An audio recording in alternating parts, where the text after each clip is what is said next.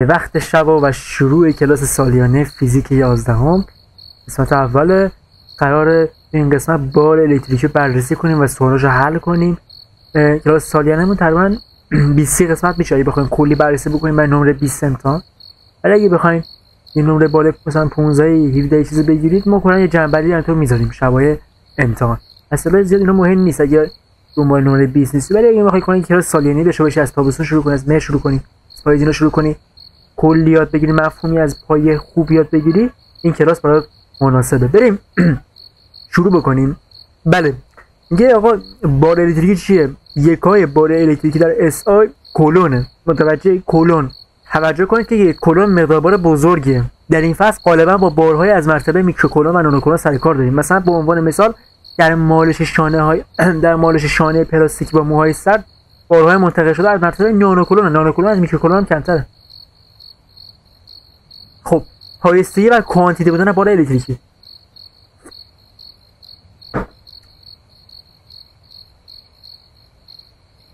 یعنی که اتم خنثی تعداد الکترون ها برابر با تعداد پروتون های هسته است. اینا تو شیمی دهم داشت. بنابراین جمع جبری همه بارها بار خالص منفی و مثبت دقیقاً برابر صفر. یعنی اگه 92 تا پروتون داشته باشه 92 تا هم الکترون داره اگه خنثی باشه. پس 92 تا پروتون بارش مثبته. میدونین که بار الکترون هم منفیه. 92 تا بار مثبت داریم، 92 تا بار منفی، صفر میشه دیگه جمعشون. درسته؟ در تجربه‌های مانند مالش اجسام به یکدیگر الکترون‌ها تولید نمیشن و یا از بین نمیرن، بلکه صرفاً از جسمی به جسم دیگر منتقل میشن. یعنی الکترون‌ها جابجا میشن، تولید و از بین نمیرن. اندازه بار منفی الکترون دقیقاً برابر با اندازه بار مثبت پروتون. بررسی کنیم که جمع شما صفر بشه دیگه. اگه نه یه برابر نباشه چجوری میخواد جمع شما صفر بشه؟ این مقدار را بار بنیادی با نماد E میگویند که برابر است با E تقریبا برابر با 1.6 ضرب در 10 منفی 19 کلون. و این مقدار که هست مثلا 1.6 ضرب در 10 منفی 19 کلون برای یه دونه الکترون دی. یعنی میخوای بگی Q برابر با Ne مثبت منفی Ne، مثبت برای که پروتون، منفی برای که الکترون.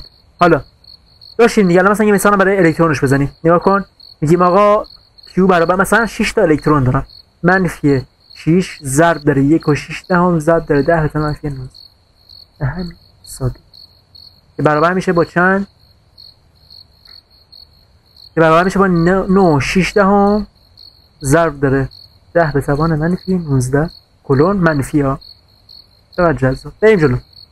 خب میدونیم که Q برابر با مثبت منفی Ne. این فقط عدد طبیعیه. میدونیم که ما نیم الکترون نداریم، ما 2.5 الکترون نداریم، ما 2.5 پروتون نداریم، ما مثلا 3.5 آدم نداریم، یا 4 آدم داریم یا 3 آدم.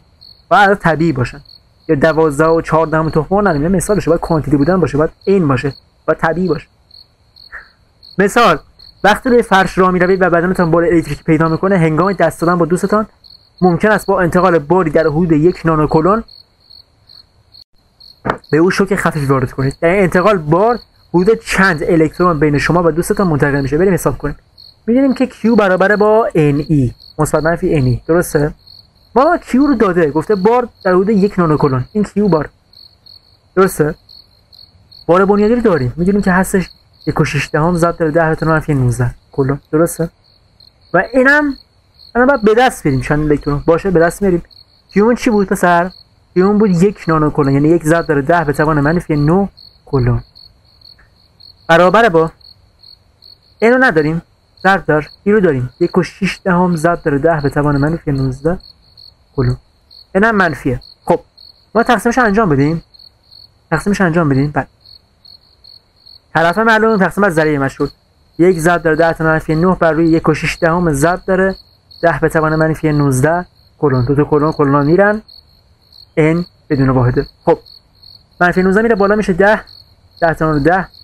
خب یه دونه 1 بر روی 1.6 میخواد دیگه، میشه مثلا در تقریبا میشه اون 625,000 و همون می‌نویس 625,000 ضرب در 10 به توان 10.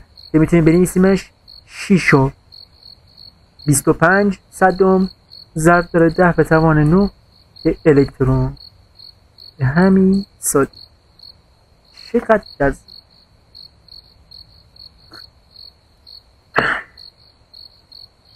بریم یه تمرین رو حل کنیم. عدد اتمی اورانیوم 92، یعنی 92 تا پروتون داره. بار الکتریکی هسته اتم اورانیوم چقدره؟ مجموع بار الکتریکی الکترون های اتم اورانیوم چقدره و بار الکتریکی اتم اورانیوم چقدره. الف چی میگفت؟ میگه بار هسته چقدره. ما میدونیم تو هسته 92 تا پروتون هست دیگه، الکترون هم دور هستن، یعنی تو هسته 92 تا پروتون داریم، 92 تا پروتون داریم با یه مقدار نوترون. بریم پروتون ها رو بس بریم بارشون رو. نوترون بارش صفره، اینو بدونیم، بار نوترون صفر. خب اصلا تاثیرش نمیدیم، بریم بار هسته در بیاریم، فقط پروتون هست. کیو برابر با Ne مثبت منفی Ne. در مورد پروتون رو حساب بکنیم مثبت، یه جلو کیو برابر با 92 تا پروتون دیگه، 92 تا مثبت ضرب در 1.6 ضرب در 10 به توان منفی 19 کلون. این از بار هسته. بریم بخش ب. میگه مجموع بار الکتریکی الکترون های اتم اورانیوم، یعنی الکتروناش باشه، یعنی دور هسته دیگه الکترون. بریم الکتروناش در بیاریم. کیو برابر با مثبت منفی Ne. درسته؟ الان منفی در نظر بگیریم چون داره الکترون داره صحبت می‌کنیم. باشه. کیو برابر با برابر با منفیه، اگه 92 تا پروتون داشته باشه 92 تا الکترون داره چون خنثی. منفی 92 تا ضرب در 1.6 ضرب در 10 تا منفی 19 کلون. همین سادگی.